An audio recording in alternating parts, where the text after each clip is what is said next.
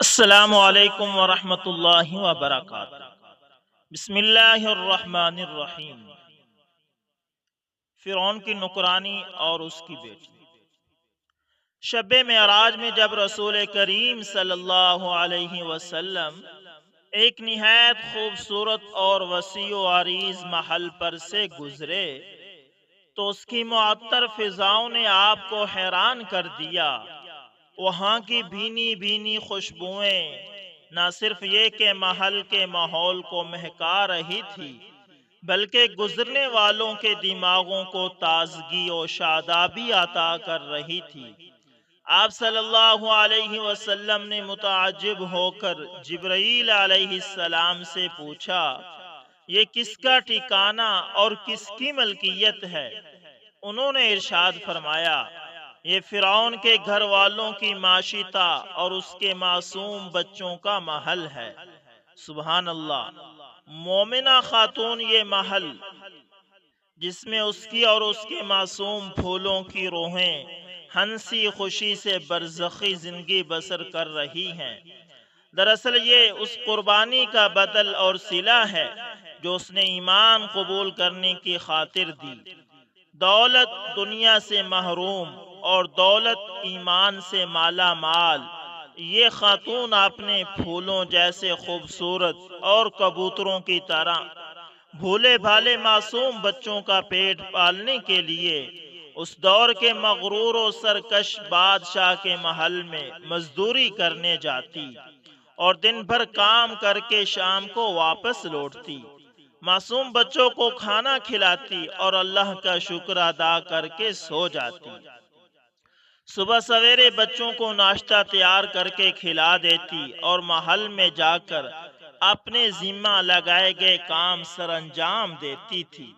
چونکہ یہ خاتون نہایت پاک باز اور دانش مند تھی، اس لیے عرصہ دراز سے شاہی محل میں تعینات رہی اور اپنے امور خوش اسلوبی سے سر انجام دیتی رہی۔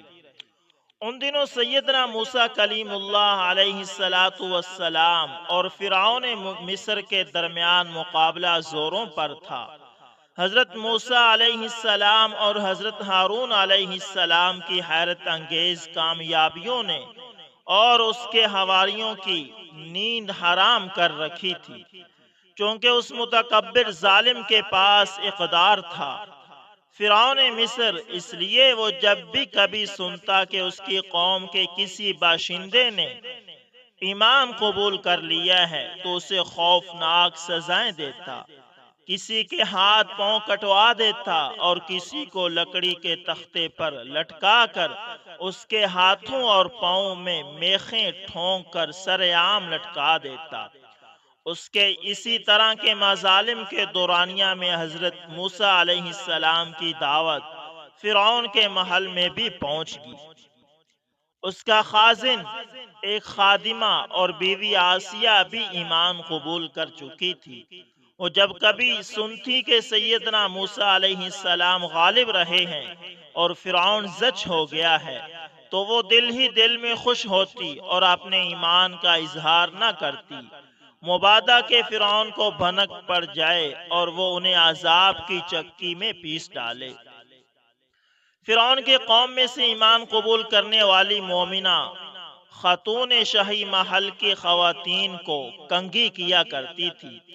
ایک روز وہ فرعون کی نوجوان اور نازک مزاج بیٹی کو کنگھی کر رہی تھی کہ اچانک اس کے ہاتھ سے کنگھی گر گئی۔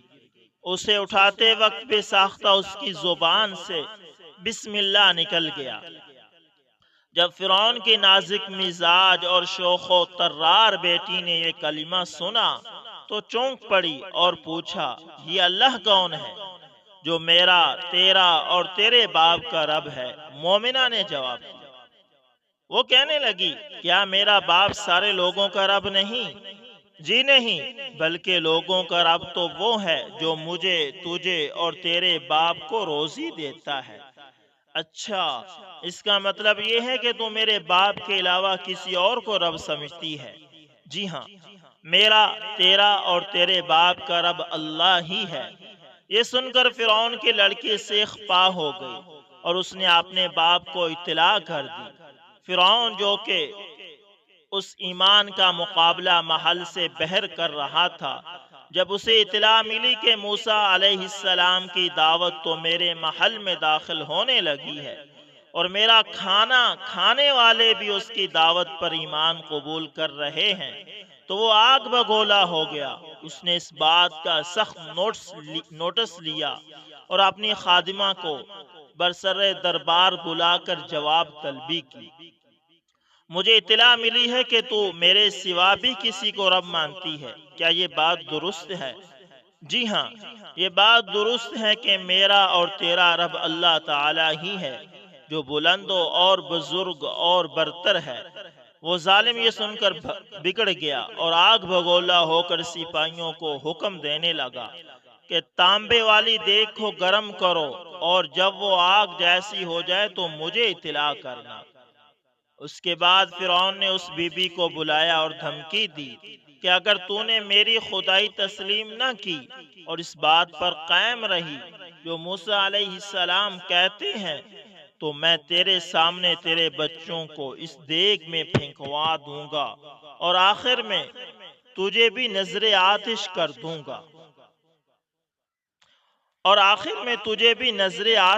دوں گا فرعون لائن نے جب اس مومنہ خاتون کو بچوں کے جلا ڈالنے کی دھمکی دی، اس نے کمال استقامت کا مظاہرہ کیا، نہایت اطمینان و سکون سے جواب دیا اور کہا کہ میں تو اس حقیقت پر ایمان رکھتی ہوں کہ میرا اور تیرا رب اللہ ہی ہے۔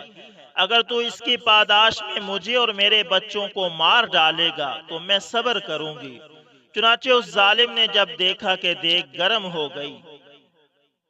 ہو کر آگ کی طرح دہکنے لگی ہے، تو اس نے اس کے بچوں کو پکڑوا کر اس کے سامنے کھڑا کر دیا اور کہا کہ اب بھی وقت ہے، موسیٰ علیہ السلام کے دین سے پھر جا اور بچوں کے ساتھ زندگی گزار۔ لیکن یہ خاتون نہ تو بچوں کے بغیر رہ سکتی تھی اور نہ ایمان کے بغیر، چنانچہ اس نے ایمان کی خاطر اپنی اور اپنے بچوں کی جان کی قربانی دینے کا عزم مصمم کر لیا اور کہا کوئی بات نہیں، تو جلانا چاہتا ہے تو جلا دے، اس ذات پاک پر تو ہماری جان بھی قربان ہے۔ البتہ اس نے اتنی درخواست کی کہ میری اور میرے بچوں کی ہڈیوں کو ایک ہی جگہ دفنایا جائے۔ فرعون نے کہا ٹھیک ہے، تو نے عرصہ دراز تک ہماری خدمت کی ہے، اس کے صلے میں ہم تیری یہ درخواست منظور کرتے ہیں۔ اس کے بعد لعین نے اس کے معصوم بچے کو دہکتی ہوئی دیگ میں پھینکوا دیا۔ آن کی آن میں اس کے معصوم ہڈیاں نظر آنے لگی۔ فرعون انتظار کرنے لگا کہ اب یہ خاتون میرے پاؤں پکڑ کر منت سماجت کرے گی، لیکن اس اللہ کی بندی نے اس جان کا صدمے کو نہایت استقلال سے برداشت کیا اور صبر و شکیب کا مجسمہ بنی رہی۔ پھر اس نے دوسرا بچہ بھی پھینکوا دیا، لیکن یہ حرف اف تک زبان پر نہ لائی اور ایمان پر قائم رہی۔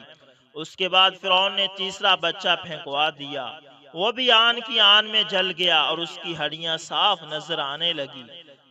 جب اس نے دیکھا کہ یہ تو ٹس سے مس نہیں ہوتی، تو اس کی آتش غضب بھڑکی اور چوتھا بچہ بھی دیگ میں پھینکوا دیا۔ سب سے آخر میں چھوٹے بچے کی باری آئی اور وہ اس وقت اپنی ماں کی چھاتی سے دودھ پی رہا تھا۔ فرعون کے سپاہیوں نے جب اسے ماں کی گود سے چھینا اور اسے گھسیٹتے ہوئے دیگ کی طرف لے جانے لگے، تو ماں کے صبر کا پیمانہ لبریز ہو گیا۔ اس کے سامنے دنیا اندھیر ہو گئی اور قریب تھا کہ وہ دیوانی ہو جاتی، لیکن بچے کو اللہ نے قوت گوئی عطا فرمائی اور وہ بولا امی جان صبر کرو، حق تعالی شانہ کی راہ میں قربانی دینا افضل نیکی ہے۔ اسے صبر آ گیا۔ آخر میں اسے بلا کر کہا گیا اب تو تیری عقل ٹھکانے آ گئی ہوگی۔ اس نے جواب دیا جی ہاں، میری عقل ٹھکانے پر ہی ہے اور میں اسی بات پر ثابت قدم ہوں کہ میرا اور تیرا رب اللہ ہے۔ فرعون یہ جواب سن کر مزید بگڑ گیا اور اسے بھی بچوں کے ساتھ پھینکنے کا حکم دے دیا۔ چنانچہ جب اسے بھی دیگ میں پھینک دیا گیا تو فرعون کی بیوی آسیہ نے بھی ایمان کا اظہار کر دیا اور اسے اس سے بھی زیادہ المناک مصائب کا سامنا کرنا پڑا۔ اسے بھی سولی پر چڑھا دیا گیا اور اس کے ہاتھوں اور پاؤں میں میخیں ٹھونک دی گئی اور اسے تختے سمیت دھوپ میں لٹکا دیا گیا۔ وہ بیچاری کئی دنوں تک سسک سسک کر اللہ کو پیاری ہو گئی، لیکن آخر دم تک ایمان پر قائم رہی۔ اللہ تعالیٰ نے ان کی قربانیوں کو قبول فرمایا اور جنت میں اپنے پاس انہیں جگہ عطا فرمائی۔ تو دوستو یہ قصہ تفسیر ابن کثیر سے لیا گیا۔ امید کرتا ہوں ویڈیو اچھی لگی ہوگی، پسند آئے تو لائک شیئر کومنٹ لازمی کریں، اور اگر آپ ہمارے چینل پر نئے ہیں تو اس کو لازمی سبسکرائب کریں اور ساتھ میں بیل کے نشان کو دبانا نہ بھولیے گا تاکہ ہر نئی ویڈیو کا نوٹیفیکیشن سب سے پہلے آپ تک پہنچتا رہے۔ جزاکم اللہ خیر۔